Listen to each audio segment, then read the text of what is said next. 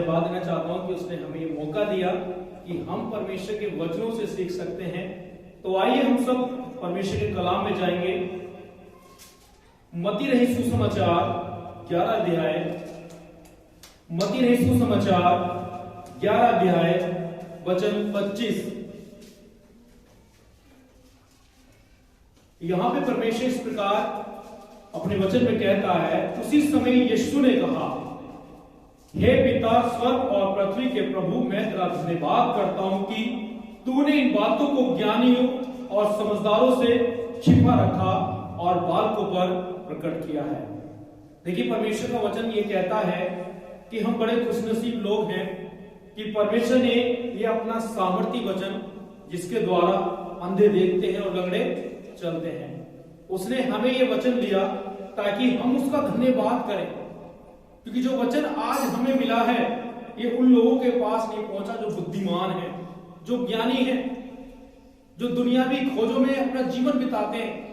लेकिन उस महान परमेश्वर ने अपना सामर्थी वचन हम जैसे बालकों पर प्रकट किया। ना हम बुद्धिमान थे, ना हम चतुर थे, लेकिन प्रभु ने हमारी दीनता को देखा और उसने हमें अपना सामर्थी वचन दिया, जिसपे हम लोग भरोसा करते हैं।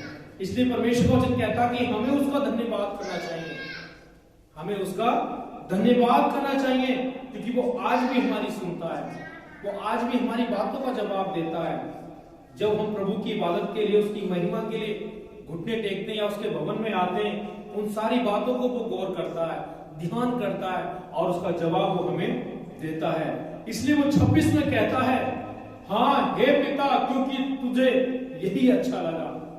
देखिए, बाइबल ये कहती है कि परमेश्वर को हमने नहीं चुना, परमेश्वर ने हमें चुना है। क्योंकि जब उसी ने हमें चुना तो उसी ने तो हमें आशीषें दी। परमेश्वर ने हमारे मन के विचारों को जाना, इसलिए परमेश्वर का वचन कहता है तुझे यही अच्छा लगा।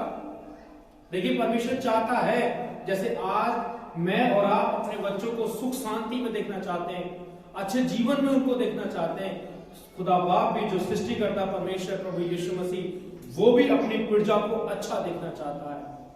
वो भी देखना चाहता है कि उसके बच्चे साफ सुथरे रहें, वो भी देखना चाहता है कि उसके बाल बच्चे सुख शांति में रहें, क्योंकि परमेश्वर बहुत महान है और इसी शांति को देने के लिए, हमारा उद्धार करने के लिए प्रभु यीशु इस दुनिया में आया।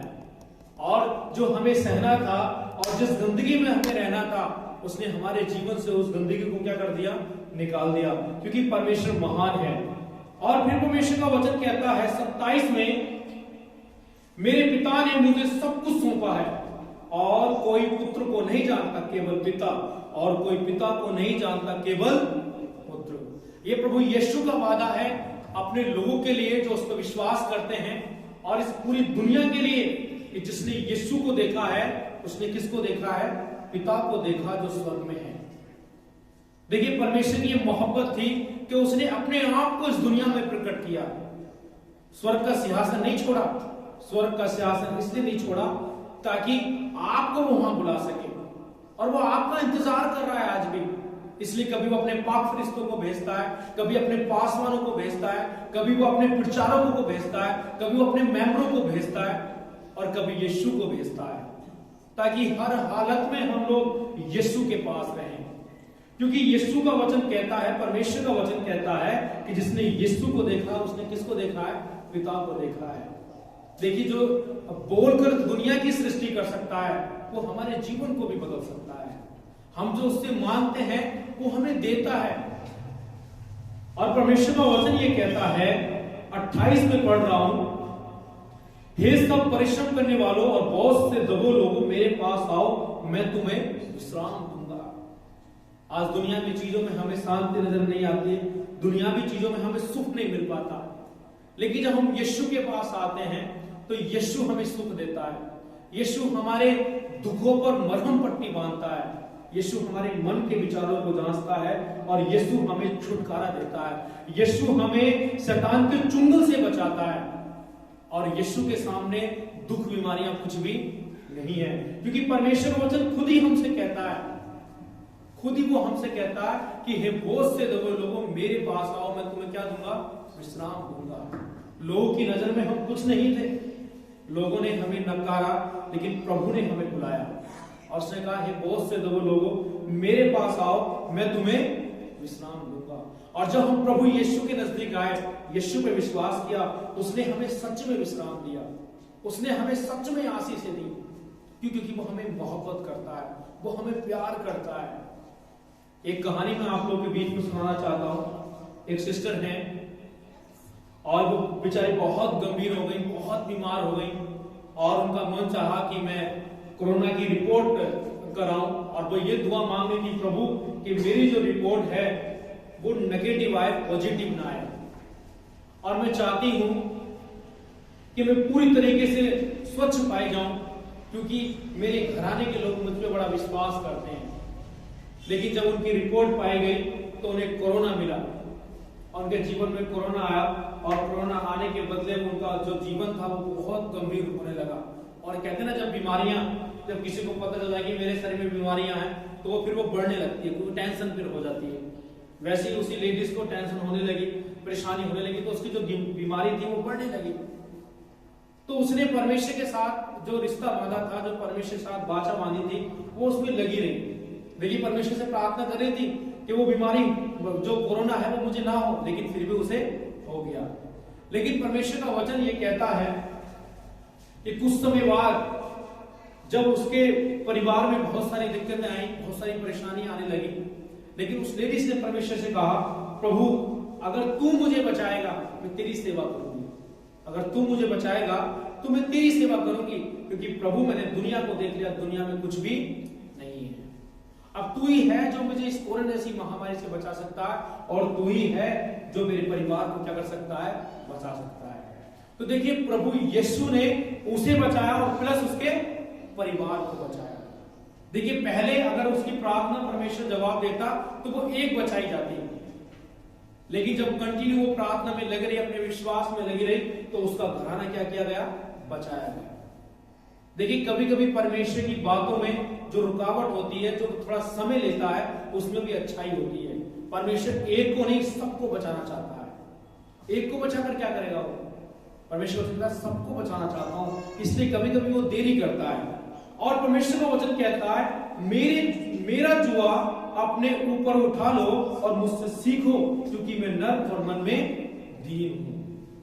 कभी कभी हम परमेश्वर से बहुत मांगते हैं, प्रभु से कहते हैं, प्रभु हमें ये मिल जाए, प्रभु हमें इस बीमारी से छुटकारा मिल जाए, हमें ये मिल जाए, हमें वो मिल जाए, लेकिन हमारा जीवन उसके योग्य नहीं है। परमेश्वर यीशु मसीह हमें क्यों अपने पास बुला रहा है?